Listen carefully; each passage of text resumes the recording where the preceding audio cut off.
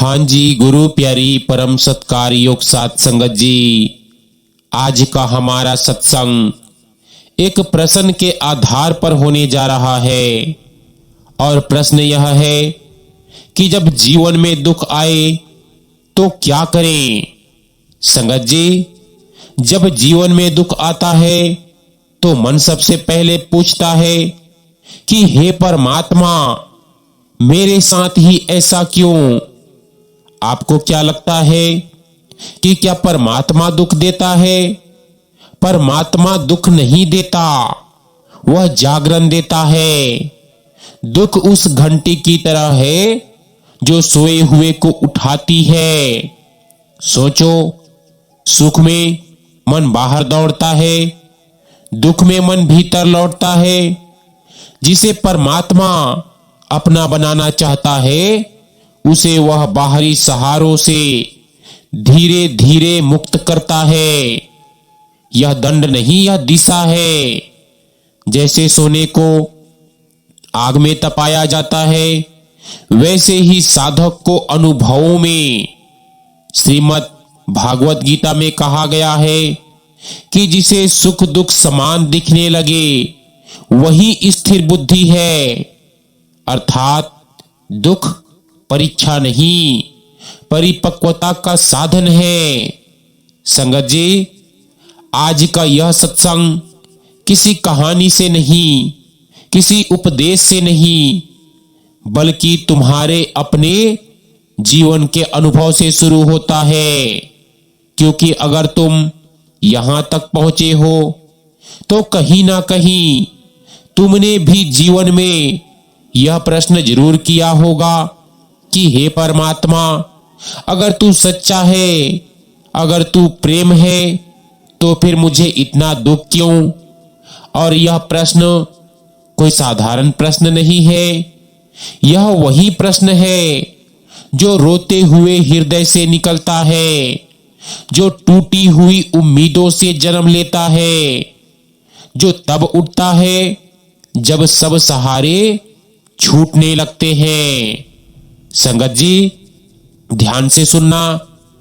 दुख हर किसी को नहीं तोड़ता, पर हर किसी को जगाता भी नहीं। और यही फर्क है सामान्य मनुष्यों और सच्चे गुरु के शिष्य के बीच। सुख में मन सो जाता है, सुख में आत्मा बाहर की ओर भागती है, सुख में संसार बड़ा सुंदर लगता है, पर झूठा भी वही सबसे ज्यादा मजबूत होता है। लेकिन दुख भीतर की ओर मोड़ देता है। दुख पूछता है कि तू कौन है? जिस पर तू टिका था वह तो टूट गया, अब तू किसे पकड़ेगा? और यहीं से साधना शुरू होती है। संगत जी, एक बहुत गहरी बात समझो, परमात्मा दुख नहीं देता, वह भ्रम तोड़ता है। और भ्रम टूटना मन को दुख जैसा लगता है। जिस दिन तुम्हें लगा कि कोई अपना बदल गया, उस दिन दुख हुआ। जिस दिन शरीर बीमार पड़ा, उस दिन दुख हुआ। जिस दिन धन, मान सम्मान या भरोसा छिन गया, उस दिन दुख हुआ। पर सच यह है कि जो गया वह तुम्हारा था ही नहीं, परमात्मा ने बस तुम्हें यह दिखाया। संतों ने कहा है कि सुख वह नशा है जिसमें आत्मा सो जाती है, और दुख वह झटका है जिसमें आत्मा जागती है। कबीर ने बहुत साफ शब्दों में कहा है कि दुख में सुमिरन सब करे, सुख में करे न कोई। पर जो सुख में सुमिरन करे तो दुख काहे को होए। यह दोहा आप छोटे बच्चों से पढ़ते आ रहे हो, आपने स्कूलों में पढ़ा होगा। यह दोहा कोई कविता नहीं है, यह मनोविज्ञान है, यह आध्यात्मिक सत्य है। सुख में मन को परमात्मा की जरूरत नहीं लगती, दुख में पहली बार सच में झुकता है। अब प्रश्न आता है कि दुख सच्चे शिष्य को ही ज्यादा क्यों आता है? तो गुरु साहिब कहते हैं कि सच्चा शिष्य भागने वालों में नहीं होता। जो संसार में ही डूबा रहना चाहता है उसे संसार बहुत कुछ दे देता है, लेकिन जो भीतर की खोज पर निकलता है उससे धीरे धीरे बाहरी सहारे छीन लिए जाते हैं। यह क्रूरता नहीं, यह कृपा है। जैसे अगर बच्चा हमेशा मां की उंगली पकड़े रहे तो वह चलना कभी नहीं सीखेगा। मां एक दिन उंगली छोड़ती है, बच्चा गिरता है, रोता है, पर उसी दिन चलना सीखता है। परमात्मा भी तो यही करता है। वह शिष्य से कहता है कि अब अपने पैरों पर खड़ा हो, अब मुझे बाहर नहीं भीतर खोजो। और यह खोज आसान नहीं होती, क्योंकि भीतर वही सब दबा होता है जिससे हम भागते आए हैं, और वो है डर, असुरक्षा, अहंकार, अपेक्षा। दुख इन सब पर से पर्दा हटाता है। संगत जी, यह समझ लेना बहुत जरूरी है कि परमात्मा हर किसी को दुख नहीं देता, पर जिसे वह अपना बनाना चाहता है उसे वह जगाता जरूर है। लेकिन हमें लगता है कि दुख आ गया। सोना अगर गहना बनना चाहता है तो आग से गुजरना पड़ेगा। बीज अगर वृक्ष बनना चाहता है तो मिट्टी में गलना पड़ेगा। और आत्मा अगर मुक्त होना चाहती है तो मोह टूटेगा, आसक्ति जलेगी और मन रोएगा। यही तो प्रक्रिया है। अब सुनो एक बहुत सूक्ष्म बात कि दुख दो तरह का होता है। एक वह जो हमें संसार देता है, और दूसरा वह जो हमें परमात्मा की ओर मोड़ देता है। संगत जी, पहला दुख शिकायत पैदा करता है और दूसरा दुख प्रार्थना। और जिस दिन तुम्हारा दुख शिकायत से प्रार्थना में बदल गया, समझ लेना तुम शिष्य बन गए। सत्संग की शुरुआत में हमने कहा कि भगवत गीता में कहा गया है कि सुख दुख में जो समान रहता है वही स्थिर बुद्धि है। इसका अर्थ यह नहीं कि दुख नहीं होगा, अर्थ यह है कि दुख आएगा पर वह तुम्हें तोड़ेगा नहीं, वह तुम्हें गहराई देगा। अब प्रश्न उठता है कि जब जीवन में दुख आए तो हमें क्या करना चाहिए? यहीं से साधक का अभ्यास शुरू होता है। सबसे पहली बात, दुखों से लड़ो मत। जो दुखों से लड़ता है वह टूटता है। जो दुख को समझता है वह बदलता है। अपने आप से कहो कि यह अनुभव भी मेरे जीवन का हिस्सा है, मैं इसे समझने को तैयार हूं। याद रखना, स्वीकार करना कमजोरी नहीं है, स्वीकार करना सबसे बड़ी ताकत है। दूसरी बात, अपने दुख को देखना सीखो। दुख को मैं मत बनाओ। यह मत कहो कि मैं दुखी हूं, कहो कि मेरे दुख भीतर घट रहा है। यह छोटा सा फर्क तुम्हें दुख से ऊपर उठा देता है। जब तुम देखने वाले बनते हो तो दुख तुम्हें पकड़ नहीं पाता। और तीसरी बात, मौन। दुख में बहुत ज्यादा बोलना मन को और उलझा देता है। थोड़ा मौन बैठो, सांसों को देखो, नाम का सहारा लो। नाम दुख को मिटाता नहीं, पर दुख में तुम्हें अकेला भी नहीं रहने देता। संगत जी, बस इतना समझ लेना कि दुख कोई दुर्घटना नहीं, दुख कोई भूल नहीं है, दुख कोई सजा नहीं है, दुख एक बुलावा है भीतर की यात्रा का।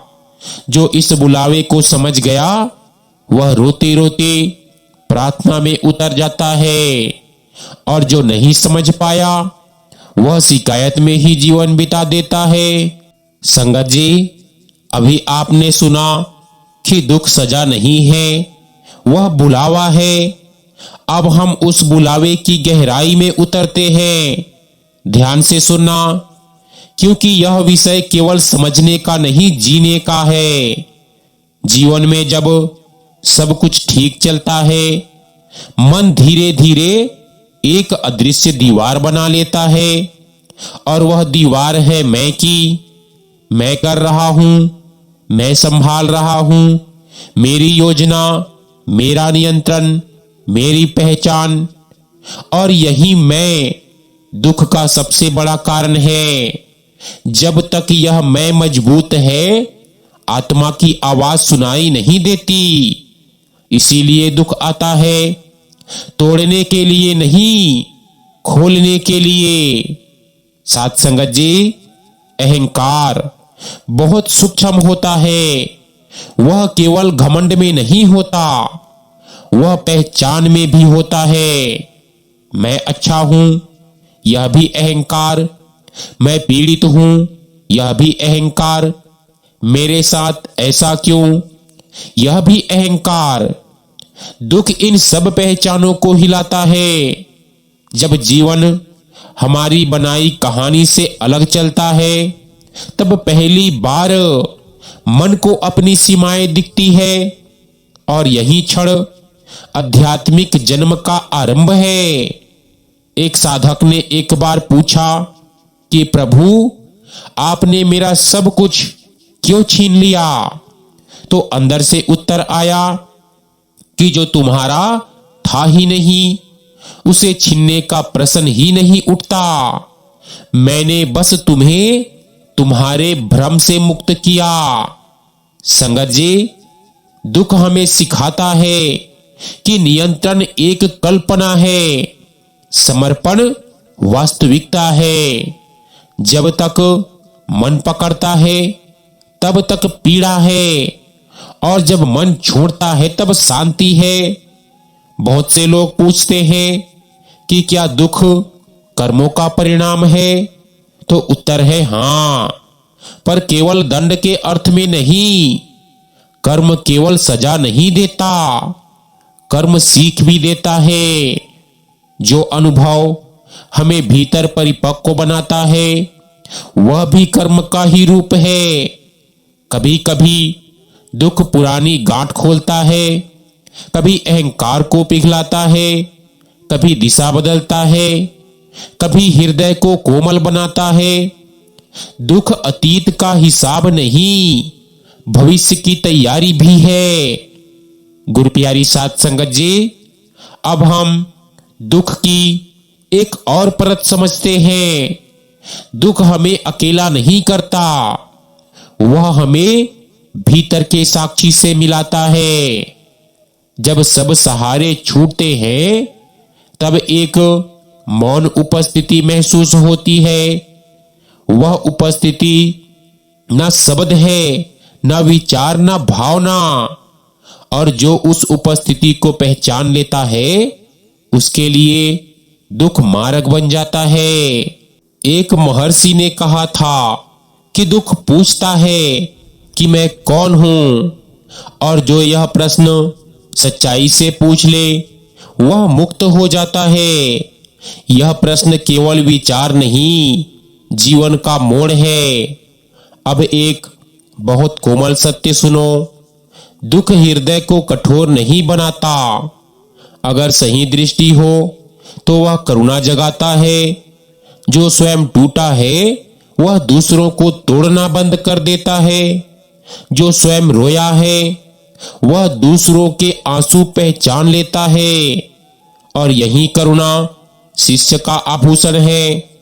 गौतम बुद्ध ने जीवन के प्रारंभ में ही रोग, बुढ़ापा और मृत्यु को देखा, और वही दर्शन उनकी करुणा का स्रोत बन गया।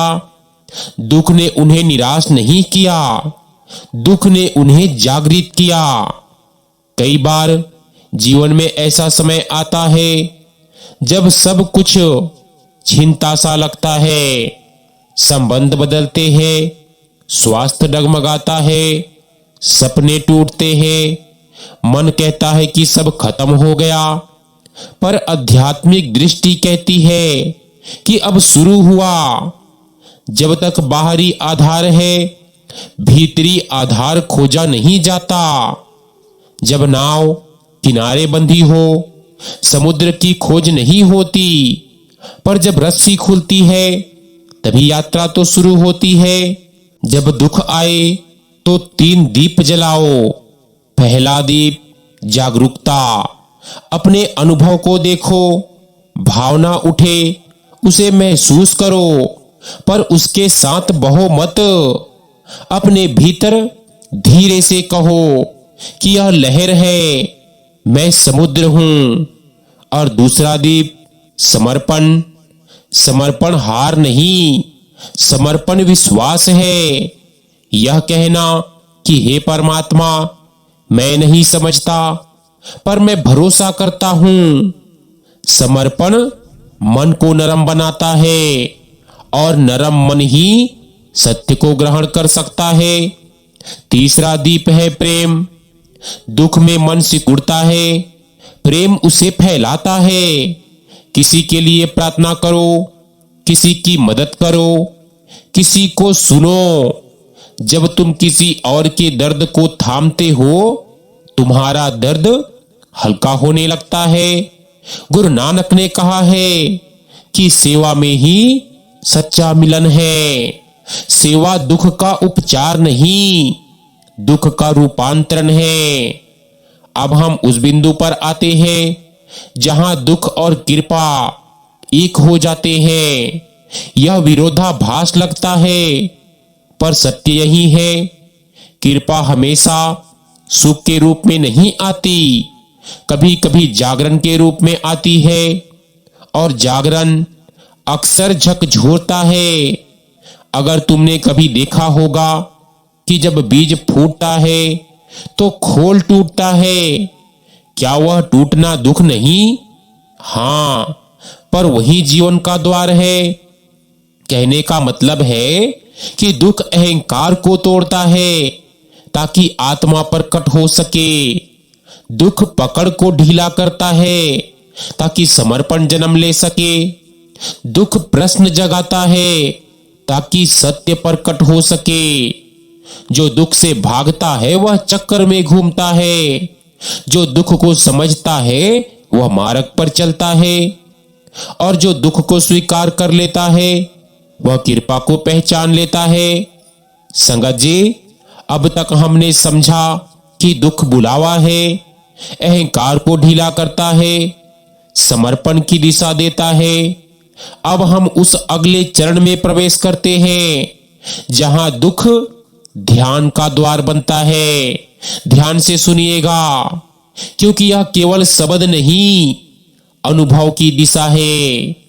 जीवन में जब सब कुछ सहज होता है, मन बाहर व्यस्त रहता है, वह पकड़ता है, तुलना करता है, भविष्य गढ़ता है, अतीत दोहराता है। पर जब दुख आता है तो मन थम जाता है। वह पूछता है कि अब क्या, अब कहां जाऊं, अब किसे पकड़ूं? और यही ठहराव ध्यान की पहली सीढ़ी है। ध्यान कोई तकनीक नहीं, ध्यान एक अवस्था है, और यह तब जन्म लेती है जब मन अपनी सीमाएं देख लेता है।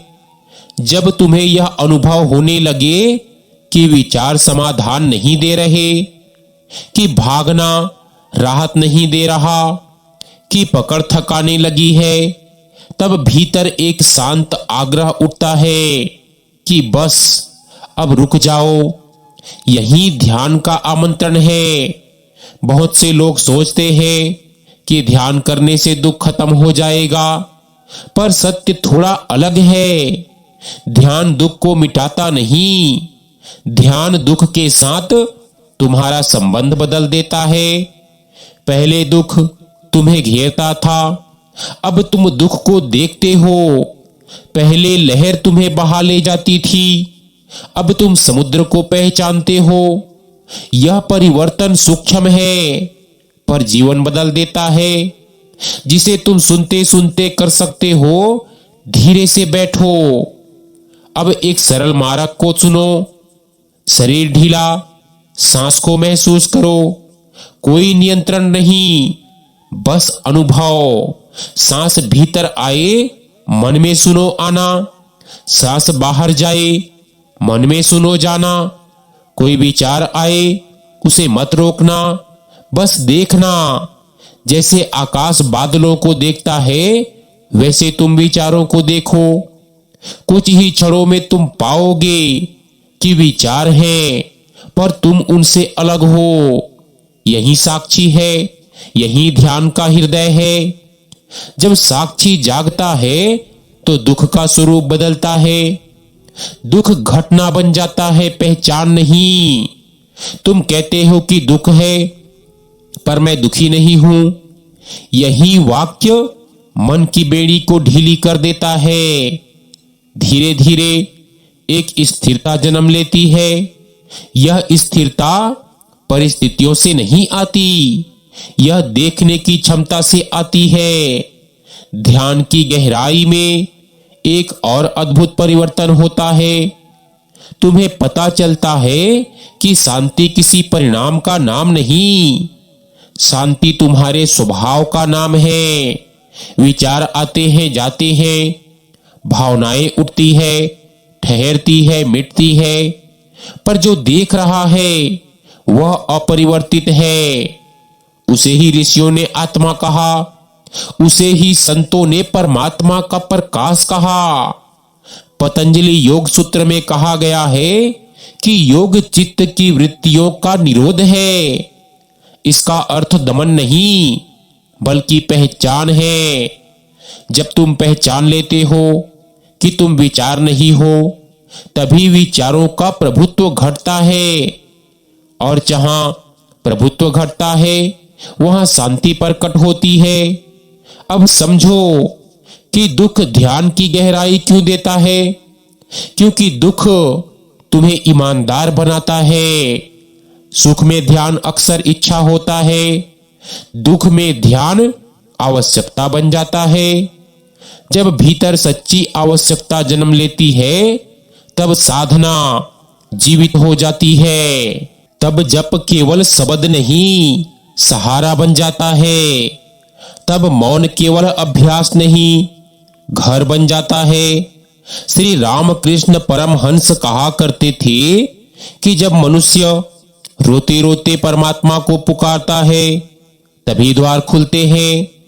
यह रोना दुर्बलता नहीं, यह प्रामाणिकता है। जब आवरण गिरते हैं, तभी सत्य स्पर्श करता है। ध्यान की राह पर एक और वरदान मिलता है, भीतरी संतुलन। संतुलन का अर्थ यह नहीं कि जीवन में उतार चढ़ाव नहीं होंगे। अर्थ यह है कि तुम्हारा केंद्र स्थिर रहेगा। जैसे दीपक हवा में भी जलता है, वैसे ही जागरूकता परिस्थितियों में भी उज्जवल रहती है। धीरे धीरे तुम देखोगे कि प्रतिक्रिया घट रही है, उत्तेजना कम हो रही है। अंदर एक स्थान है जो अछूता है, यही स्थिरता है। इस स्थिरता से करुणा सहज जन्म लेती है। तुम दूसरों के दुख से भागते नहीं, तुम उसे समझते हो, क्योंकि तुमने अपने दुख को देखा है। तुम दूसरों के लिए स्थान बना पाते हो। यही प्रेम है, बिना शर्त, बिना अपेक्षा, बिना शोर। तुलसीदास ने लिखा है कि परहित सरसी धर्म नहीं भाई। जब भीतर स्थिरता होती है तो सेवा स्वाभाविक हो जाती है। सेवा कर्तव्य नहीं, स्वभाव बन जाती है। अब एक सूक्ष्म रहस्य सुनो। ध्यान की परिपक्वता में तुम पाओगे कि दुख और सुख दोनों शिक्षक हैं। सुख सिखाता है कृतज्ञता, दुख दिखाता है समर्पण, सुख विस्तार देता है, दुख गहराई देता है, और जहां विस्तार और गहराई मिलते हैं वहीं पूर्णता जन्म लेती है। अब एक और छोटा अभ्यास जो तुम हर दिन कर सकते हो। दिन में 3 बार सिर्फ 1 मिनट के लिए रुकना। पहला मिनट शरीर को महसूस करना, दूसरा मिनट जो भी भावना हो उसे नाम देना, और तीसरा मिनट भीतर कहना कि मैं साक्षी हूं, सब बदल रहा है। यह 3 मिनट तुम्हारे दिन को बदल देंगे। धीरे धीरे जीवन ध्यान बन जाएगा। संगत जी, दुख ध्यान का द्वार है। ध्यान साक्षी को जगाता है, साक्षी स्थिरता देता है, और स्थिरता में शांति प्रकट होती है। जो दुख से भागता है वह सतह पर रहता है, जो दुख के साथ बैठता है वह गहराई को छूता है, और जो गहराई को छू लेता है वह जान लेता है कि शांति कहीं बाहर नहीं, वह हमेशा यही थी। संगत जी, अब तक की यात्रा में हमने देखा कि दुख बुलावा है, अहंकार ढीला होता है तो ध्यान जन्म लेता है, और ध्यान से भीतर स्थिरता प्रकट होती है।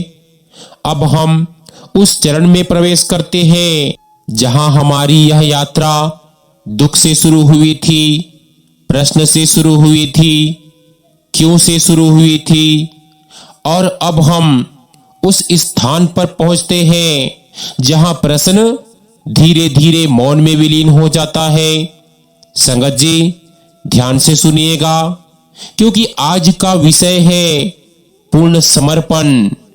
समर्पण का अर्थ हारना नहीं, समर्पण का अर्थ टूटना नहीं, समर्पण का अर्थ है जिस सत्य को मन नियंत्रित नहीं कर सकता उसे हृदय से स्वीकार लेना। जब तक मन नियंत्रण चाहता है तब तक संघर्ष है, जब हृदय स्वीकार करता है तब शांति है। संगत जी, समर्पण एक क्षण में नहीं आता, यह समझ से जन्म लेता है, अनुभव से परिपक्व होता है, और विश्वास में स्थिर हो जाता है। शुरुआत में साधक कहता है कि हे मालिक, मेरी इच्छा पूरी कर। फिर वह कहता है कि हे मालिक, मुझे समझ दे, और अंततः वह कहता है कि हे मालिक, तेरी ही इच्छा मंगल है। यह परिवर्तन शब्दों का नहीं, दृष्टि का है। जब जीवन बार बार दिखाता है कि पकड़ थकाती है, कि विरोध जलाता है, कि अपेक्षा दुख देती है, तब हृदय धीरे धीरे छोड़ना सीखता है। छोड़ना पलायन नहीं, छोड़ना विश्वास है। एक छोटा सा सत्य सुनो, विश्वास अंधी मान्यता नहीं, विश्वास अनुभव की परिपक्वता है। जब तुमने देखा कि हर कठिनाई ने कुछ सिखाया, कि हर टूटन ने कुछ खोला, कि हर विराम ने कुछ गहरा किया, तब विश्वास जन्म लेता है कि जीवन शत्रु नहीं, मार्गदर्शक है। यही विश्वास समर्पण का आधार है। समर्पण का अर्थ निष्क्रिय होना नहीं, समर्पण का अर्थ है कर्म पूरे मन से करना और फल को जीवन पर छोड़ देना। हाथ कर्म में, हृदय विश्वास में, मन साक्षी में, यही संतुलन है। श्रीमद् भागवत गीता का संदेश भी यही है कि कर्म करो, आसक्ति छोड़ो और समता में स्थित रहो। समता का अर्थ भावनाओं को दबाना नहीं, भावनाओं में बहना नहीं। समता का अर्थ है जो आए उसे देखो, जो जाए उसे जाने दो, और भीतर के केंद्र को ना भूलो। संगत जी, अब उस अवस्था को समझो जहां सुख और दुख दो विरोधी नहीं रहते। जब तक मन परिणाम से बंधा है तब तक सुख प्रिय और दुख अप्रिय, पर जब साक्षी स्थिर हो जाता है तब दोनों अनुभव जीवन की लय बन जाते हैं। सुख आता है तुम कृतज्ञ होते हो, दुख आता है तो तुम सजग होते हो। दोनों तुम्हें भीतर की ओर ले जाते हैं। धीरे धीरे साधक देखता है कि जिस शांति को वह खोज रहा था वह अनुभव के पार है। अनुभव बदलते हैं, शांति अचल है। अब एक बहुत कोमल अभ्यास सुनो जो समर्पण को जीवित करता है। जब भी मन भारी हो धीरे से आंखें बंद करो, श्वास को महसूस करो और भीतर 3 वाक्य सुनो कि मैं स्वीकार करता हूं, मैं छोड़ता हूं, मैं भरोसा करता हूं। इन 3 वाक्यों को सांस के साथ बहने दो। कुछ ही क्षणों में मन की पकड़ ढीली होगी, हृदय नरम होगा और एक शांत विस्तार महसूस होगा। यही समर्पण का स्वाद है। समर्पण की पूर्णता में एक और वरदान मिलता है और वो है अडिग विश्वास। यह विश्वास परिस्थितियों पर नहीं टिकता, यह विश्वास परिणामों से नहीं जुड़ा, यह विश्वास अनुभवों के पार है। तुम जानते हो जो भी आएगा मैं उससे सीखूंगा, जो भी जाएगा मैं उसे जाने दूंगा, जो भी बचेगा वही सत्य है। यह जानना तुम्हें निर्भय बनाता है। निर्भयता का अर्थ जोखिम लेना नहीं, निर्भयता का अर्थ है अस्तित्व पर भरोसा। जब यह भरोसा परिपक्व होता है तो जीवन एक प्रार्थना बन जाता है। प्रार्थना शब्दों से नहीं उपस्थिति से होती है। तुम चलते हो तो प्रार्थना, तुम सुनते हो तो प्रार्थना, सेवा करते हो तो प्रार्थना, मौन रहते हो तो प्रार्थना। हर क्षण एक संवाद बन जाता है। मीराबाई ने प्रेम को समर्पण का रूप कहा। जहां चाह कम हो जाए और मिलन का रस बढ़ जाए। यह मिलन बाहर किसी रूप से नहीं, भीतर की शांति से होता है। जब हृदय को भीतर का आधार मिल जाता है तो वह संसार से भागता नहीं, संसार में प्रेम से जीता है। अब एक अंतिम गहरी बात सुनो। समर्पण का अर्थ है अपनी कहानी को हल्का कर देना।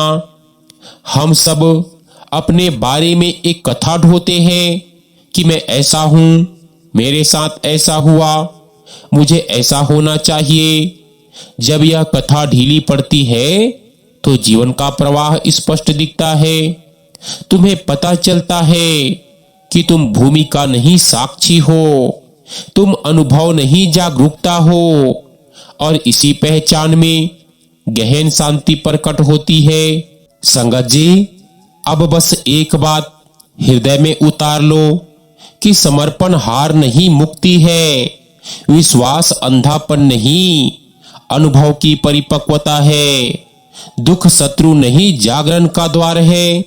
सुख लक्ष्य नहीं, कृतज्ञता का अवसर है। और शांति कहीं दूर नहीं, तुम्हारे अपने स्वरूप की सुगंध है। यदि कभी मन फिर पूछे कि मेरे जीवन में दुख क्यों, तो भीतर से उत्तर सुनना। जगाने के लिए, गहराने के लिए, घर लौटाने के लिए।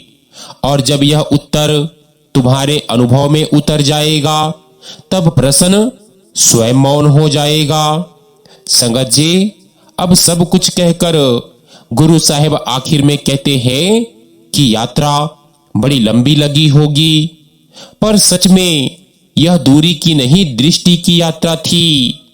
हमने दुख को समझा, समर्पण को जिया, मौन को पहचाना और अब हम घर की देहरी पर खड़े हैं।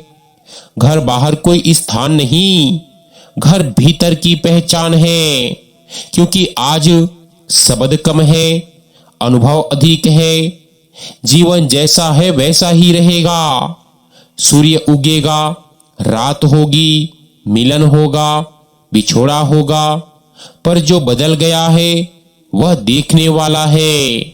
पहले तुम अनुभवों में खो जाते थे, अब अनुभव तुम्हारे सामने खुलते हैं। पहले तुम उत्तर खोजते थे, अब उपस्थिति ही उत्तर है। यही घर वापसी है। घर लौटने का अर्थ स्वयं के साथ सहज होना, ना कुछ छुपाना, ना कुछ सिद्ध करना, ना कुछ पकड़ना, बस होना। जब होना सरल हो जाता है, जीवन गहरा हो जाता है। तुम्हें छोटी छोटी बातों में एक शांत आनंद दिखने लगता है। सांस का आना जाना, आकाश का खुलापन, किसी की आंखों में करुणा, यह आनंद कारण से नहीं, उपस्थिति से जन्म लेता है। अब समझो कि जागरूकता में जीना क्या है। जागरूकता कोई प्रयास नहीं, यह स्मरण है। चलते समय पैरों का स्मरण, बोलते समय शब्दों की कोमलता स्मरण, सुनते समय मौन का विस्तार स्मरण। हर क्रिया एक छोटा दीप बन जाती है। धीरे धीरे दिन साधना बन जाता है और साधना जीवन बन जाती है। संगत जी, प्रेम की बात भी पूर्ण कर ले। प्रेम लेना नहीं चाहता, प्रेम बहना चाहता है। जहां अपेक्षा घटती है वहां प्रेम हल्का होता है। जहां पकड़ ढीली होती है वहां संबंध पारदर्शी होते हैं। तुम किसी को बदलने की जल्दी में नहीं, तुम किसी से बदलने की मांग में नहीं, तुम बस उपस्थिति हो। और उपस्थिति ही सबसे गहरा उपहार है। अब एक सूक्ष्म संतुलन सुनो। जीवन में कर्म भी होगा, निर्णय भी होंगे, जिम्मेवारियां भी होंगी। जागरूकता इनसे भागती नहीं, जागरूकता इन्हें आलोकित करती है। तुम कर्म करते हो पर भीतर विश्राम रहता है। तुम निर्णय लेते हो पर भीतर कठोरता नहीं होती। तुम जिम्मेदारी निभाते हो पर भीतर बोझ नहीं रहता।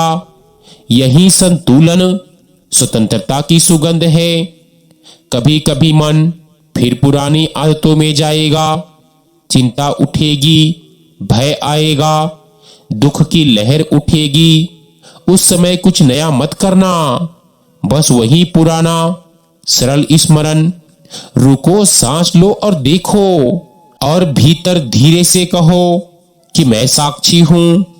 यह भी गुजर जाएगा। यह वाक्य भागना नहीं, देखना सिखाता है। कबीर ने कहा था कि जहां देखो तहां तू ही तू। यह कोई काव्य नहीं, अनुभव का संकेत है। जब भीतर की दूरी मिटती है तो जीवन का हर रूप एक ही सत्य की झलक बन जाता है। तुम्हें विरोध कम दिखता है, संबंध अधिक दिखता है। तुम्हें संघर्ष कम दिखता है, प्रवाह अधिक दिखता है। अब इस सत्संग का सार एक सरल सूत्र में सुनो। स्वीकार, सजगता, समर्पण, प्रेम, इन 4 शब्दों में पूरी साधना समाई है। स्वीकार से विरोध ढीला होता है, सजगता से भ्रम स्पष्ट होता है, समर्पण से पकड़ गिरती है और प्रेम से जीवन खिलता है। अब एक अंतिम दैनिक साधना जो तुम्हें घर में स्थिर रखेगी। सुबह 3 शांत सांसें, भीतर स्मरण कि आज मैं उपस्थित रहूंगा। दिन में एक ठहराव, संध्या में कृतज्ञता के 3 बिंदु, जो मिला उसे नम्र धन्यवाद, और रात्रि में छोड़ने का अभ्यास। भीतर कहो कि मैं भरोसा करता हूं। बस इतना ही, सरल, सतत, सजीव। संगत जी, अब हम इस सत्संग को मौन के स्पर्श के साथ पूर्ण करते हैं। कुछ क्षण सिर्फ सुनो। सांस का उठना, सांस का गिरना, शरीर की धड़कन, भीतर का विस्तार। कुछ भी जोड़ना नहीं, कुछ भी हटाना नहीं। बस यह पहचानो कि जो है वही पर्याप्त है। यही शांति है, यही घर है। संगत जी, यदि इन शब्दों ने तुम्हें थोड़ा भी भीतर छुआ हो तो उन्हें स्मृति नहीं, जीवन बनाना। जब भी जीवन कठिन लगे रुको, सांस लो और देखो और प्रेम से आगे बढ़ो। तुम अकेले नहीं, तुम्हारे भीतर जागरूकता का दीप जल रहा है। उसी दीप की रोशनी में चलते रहो। मौन तुम्हारा आश्रय बने, सजगता तुम्हारा मार्ग बने और प्रेम तुम्हारी भाषा बने। इसी प्रार्थना के साथ आज का यह रूहानियत भरा सत्संग यहीं पूर्ण होता है। संगत जी, मिलते हैं एक नए सत्संग वीडियो के साथ। तब तक के लिए दीजिए इजाजत। हाँ जी।